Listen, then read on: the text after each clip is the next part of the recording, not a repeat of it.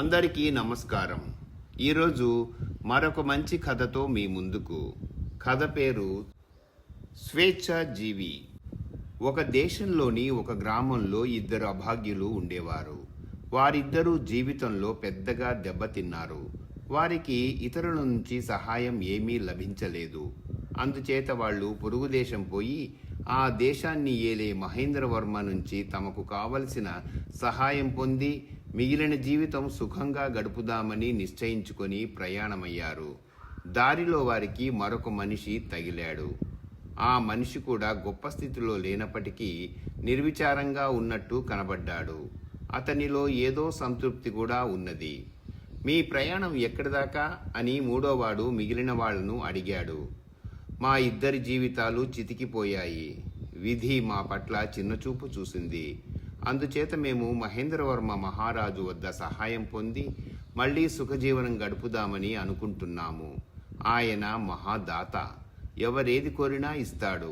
మా కోరికలు తీర్చడము ఆయనకొక లెక్కలోనిది కాదు అన్నారు వాళ్ళు తన ప్రయాణం గురించి అడిగితే మూడోవాడు, నాకు ఇల్లు వాకిలి లేవు, నేను పేదవాణ్ణే, అయితే నేనెవరినీ ఏదీ యాచించను. నన్ను భగవంతుడు కనిపెట్టే ఉంటాడు. నా అర్హత కూడా ఆయనకు తెలుసు. భగవంతుడు ఇవ్వనిది ఇవ్వలేనిది మానవ మాత్రులు ఇస్తారా? నేను నమ్మను. అందుచేత నా భారం ఆ దేవుడికే వదిలి నిర్విచారంగా దేశ సంచారం చేస్తున్నాను అన్నాడు. కాలక్రమణ ముగ్గురు మహేంద్రవర్మ ఏలే నగరం చేరి ఆ రాత్రికి ఒక పాడుబడిన ఇంట బస చేశారు. ఆ రాత్రి చాలా పొద్దుపోయేదాకా అది ఇది మాట్లాడుకుంటుండగా వాళ్ళుంటున్న ఇంటికేసి మహేంద్రవర్మే స్వయంగా మారువేషంలో తిరుగుతూ వచ్చాడు. ఇంటిలో జరుగుతున్న సంభాషణ ఆయన చెవిన పడింది. మహేంద్రవర్మ ఆ ఇంటిని గుర్తుంచుకొని మర్నాడు తన సభకు ఆ ముగ్గురు మనుషులను పిలిపించి వేరువేరుగా ఒక్కొక్కరిని, నువ్వు పరదేశీయుడిలాగా కనిపిస్తున్నావు, నీ కోరిక ఏమిటి అని అడిగాడు. మహారాజా, మేము ఒకప్పుడు ఘనంగా బతికిన వాళ్ళం. ఎంతో సంపద ఉండి కూడా అంతా హరించుకుపోయింది. ఆస్తి ఉండగానే నాకు జ్ఞానోదయం కలిగినట్టయితే ఏ వర్తకమో చేసుకుని సుఖంగా జీవించే ఉండేవాణ్ణి. ఇప్పుడైనా తమ వంటి దాతలు 10,000 బంగారు కాసులు దానం ఇచ్చినట్టయితే తిరిగి ఘనంగా బతకగలుగుతాను అన్నాడు ఒకడు. రెండోవాడు ఇలా అన్నాడు, మహారాజా, కొంతకాలం క్రితం నేను రంభలాంటి కన్యను పెళ్లాడి ఆమెతో కొంతకాలం స్వర్గసుఖాలు అనుభవించి నా అంత అదృష్టవంతుడు ప్రపంచంలో మరొకడు లేడనుకున్నాను. అకస్మాత్తుగా నా భార్య పోయింది. వెంటనే నాకు మతిపోయినట్టయింది. ఉన్న ఊరిని అయిన వాళ్లను విడిచిపెట్టి దేశ సంచారం మొదలుపెట్టాను. నేను తిరిగి మామూలుగా జీవించాలంటే నా మొదటి భార్యను మరిపించే అందగత్తె అయిన కన్య లభ్యం కావాలి.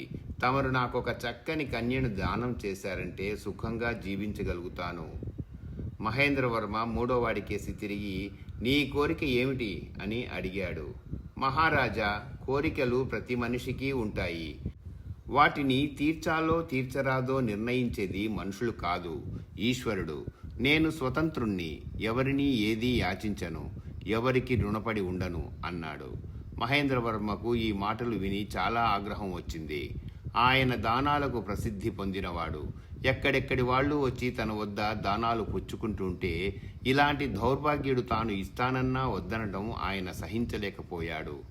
ఆయన మొదటివాడికి 2 సంచుల నిండా బంగారము, రెండోవాడికి ఒక సౌందర్యవతి అయిన కన్యను ఇచ్చి, ఇక మీరు ముగ్గురు వచ్చిన దారినే వెళ్ళిపోండి అన్నాడు. ముగ్గురు వెంటనే ప్రయాణమై వెళ్ళిపోయారు. మహేంద్రవర్మ సభ చాలించి ఒక భటుణ్ణి పిలిచి, ముగ్గురు ప్రయాణికులు మన రాజ్యం విడిచిపోతున్నారు. నీవు గుర్రం మీద వెళ్ళి వారిని కలుసుకో. ఒకడి వద్ద 2 సంచులున్నాయి, మరొకడి వద్ద ఒక స్త్రీ ఉంటుంది. వారిద్దరినీ వదిలేసి ఒంటరిగా వెళ్లే మూడోవాడి తల నరికి పట్టుకురా అని ఆజ్ఞాపించాడు.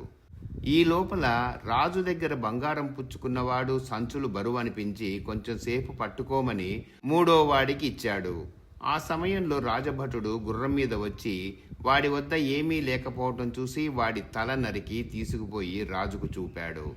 మహేంద్రవర్మ ఆ తల చూసి నిర్ఘంతపోయి, నేను నరకమన్నది వీడి తల కాదు, పొరపాటు చేశావు. మళ్ళీ వెళ్ళి ఆ స్త్రీ వెంట ఉన్నవాణ్ణి వదిలేసి రెండో వాడి తల నరుక్కురా అని భటుణ్ణి మళ్లీ పంపాడు. వాడు వచ్చే లోపల కన్యాదానం పుచ్చుకున్నవాడు శంక తీర్చుకోవటానికి దారిలో ఆగిపోయాడు. వాడి వెంట ఉన్న కన్య మూడో వాడితో పాటు ముందుకు నడిచి వెళ్ళింది. కొంతసేపు అయ్యాక వెనకబడిన వాడు తిరిగి నడక సాగించాడు. ఆ సమయంలో రాజు పంపిన భటుడు వచ్చి ఒంటరిగా నడుస్తున్న రెండో వాడి తల నరికి తీసుకుపోయి రాజుకు చూపాడు. తన రెండో ప్రయత్నం కూడా విఫలమైంది.